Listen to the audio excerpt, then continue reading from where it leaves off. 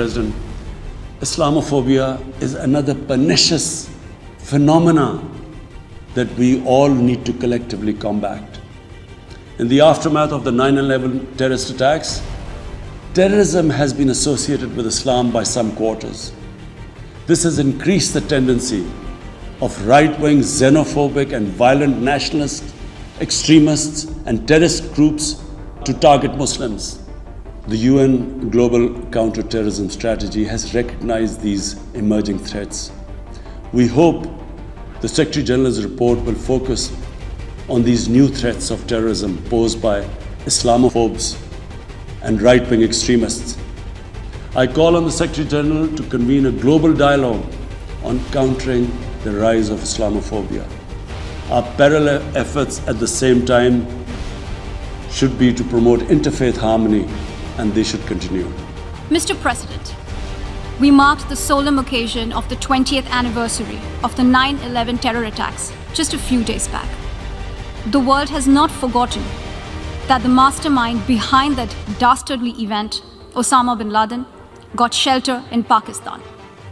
Pakistan leadership continues to glorify him as a martyr. Regrettably, even today, we heard the leader of Pakistan trying to justify acts of terror. Such defense of terrorism is unacceptable in the modern world. We keep hearing that Pakistan is a victim of terrorism. This is the country which is an arsonist disguising itself as a firefighter.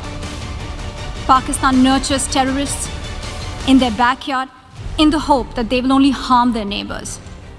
Our region, in fact, the entire world, has suffered because of their policies. On the other hand, they are trying to cover up sectarian violence in their country as acts of terror. The worst and most pervasive form of Islamophobia now rules India. The hate-filled Hindutva ideology propagated by the fascist RSS-BJP regime has unleashed a reign of fear and violence against India's 200 million Muslim strong community.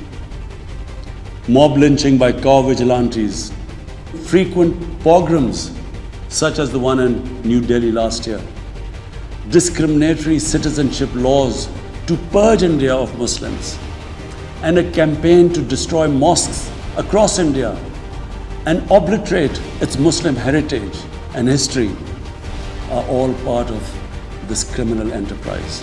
Mr. President, this is also the country that still holds the despicable record in our region of having executed a religious and cultural genocide against the people of what is now Bangladesh.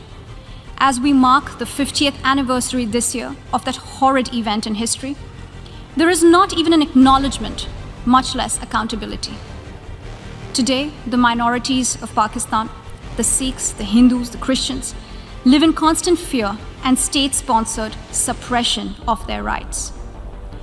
This is a regime where anti-Semitism is normalized by its leadership and even justified. Dissenting voices are muzzled daily, and enforced disappearances and extrajudicial killings are well documented. New Delhi has also embarked on what it ominously calls the final solution for Jammu and Kashmir dispute. It has undertaken a series of illegal and unilateral measures in occupied Jammu and Kashmir since 5th August 2019. It has unleashed a reign of terror by an occupation force of 900,000. It has jailed senior Kashmiri leadership, imposed a clampdown on media and internet, violently suppressed peaceful protest, abducted 13,000 young Kashmiris and tortured hundreds of them. Let me reiterate here that the entire Union territories of Jammu and Kashmir and Ladakh were, are, and will always be an integral and inalienable part of India. This includes the areas that are under the illegal occupation of Pakistan. We call upon Pakistan to immediately vacate all areas under its illegal occupation.